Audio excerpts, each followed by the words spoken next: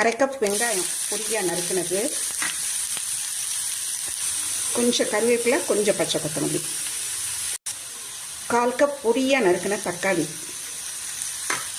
இதுக்கு தேவையான உப்பு, 1/4 டீஸ்பூன் மஞ்சள் தூள், 3/4 டீஸ்பூன் மிளகாத்தூள், கொஞ்சம் பெருங்காயம். இது எல்லாத்தையும் இதில் சேர்த்து நல்லா கிளறிடுறேன்.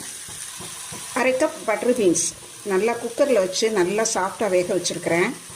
அதையும் இதில் நல்லா வதங்கின தக்காளியில் சேர்த்துட்றேன். இன்னும் கொஞ்சம் பச்சை கொத்தமல்லி சேர்த்துடலாம். 1 டேபிள் ஸ்பூன் அளவு தேங்காய் பூ அதையும் இதில் சேர்த்துட்டு நல்லா கிளறி விட்டுறேன்.